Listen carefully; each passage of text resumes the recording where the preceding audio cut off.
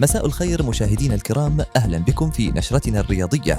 تشيلسي يتوج بكأس العالم للأندية ويهزم باريس بثلاثية تاريخية في ليلة كروية لا تنسى. توج نادي تشيلسي الإنجليزي بلقب كأس العالم للأندية لعام 2025 بعد فوز كاسح على باريس سان جيرمان الفرنسي ب3 أهداف دون رد في الشوط الأول فقط وسط ذهول الجماهير العالمية. المدرب ماريسكا أشاد بلاعبيه خاصة النجم غوتا، بينما وصف لويس إنريكي نفسه بالغبي عقب الخسارة، قبل أن تتداول وسائل الإعلام لقطات لواقعة صفعه لأحد لاعبيه، وهو ما أثار جدلا كبيرا.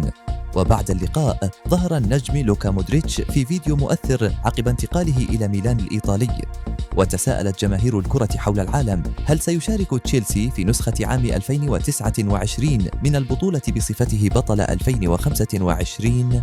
حتى اللحظة لا رد رسمي من الاتحاد الدولي لكرة القدم.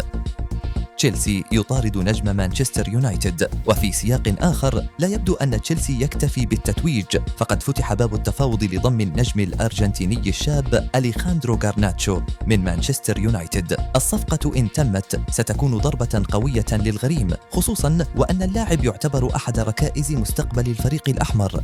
مانشستر يونايتد يتحرك لضم جوهرة فرنسية، وفي المقابل يسعى مانشستر يونايتد لتعويض أي فقد محتمل بالتعاقد مع موهبة فرنسية واعدة تألقت مؤخرا في بطولة أوروبا لأقل من 21 عاما دون الكشف حتى الآن عن هويته.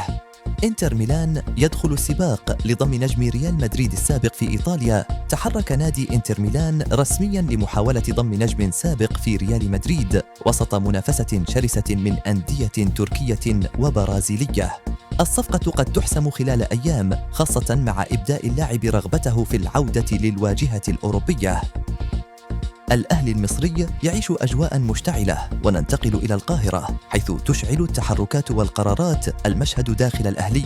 النجم وسام أبو علي يطلب الرحيل رغم إعلان النادي استمراره. مصادر مقربة تؤكد وجود خلافات قد تصل إلى فسخ التعاقد أو انتقال اللاعب خارج الدوري المصري. وفي سياق موازن حدد الأهلي سعر بيع اللاعب حسين الشحات بعد تلقيه عروضا خليجية، ويبدو أن الإدارة لا تمانع خروجه في حال جاء العرض المناسب. من جهة أخرى أعلن الأهلي رسميا تعاقده مع الظهير الأيسر محمد شكري قادما من سيراميكا كليوباترا بعد مفاوضات استمرت لعدة أسابيع.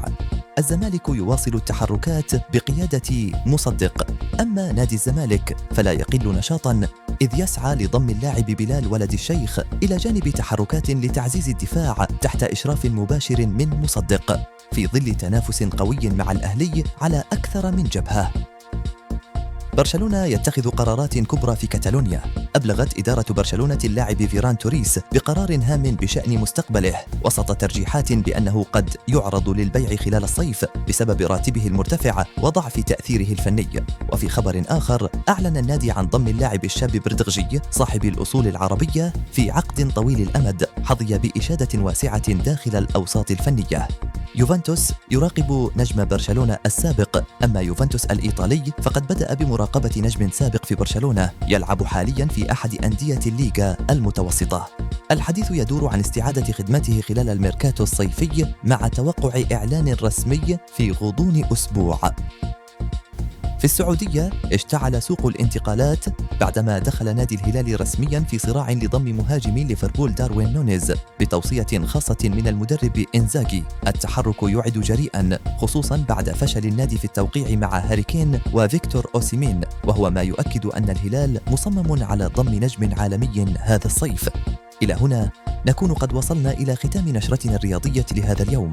من تتويج تشيلسي العالمي إلى تحركات الهلال الجريئة، ومن صفقات الأهلي والزمالك إلى مفاجآت برشلونة ومانشستر، المشهد الكروي يزداد اشتعالا كل يوم. الكرة لا تتوقف وسوق الانتقالات لا ينام. ابقوا على المتابعة لمزيد من التحديثات ودمتم بخير.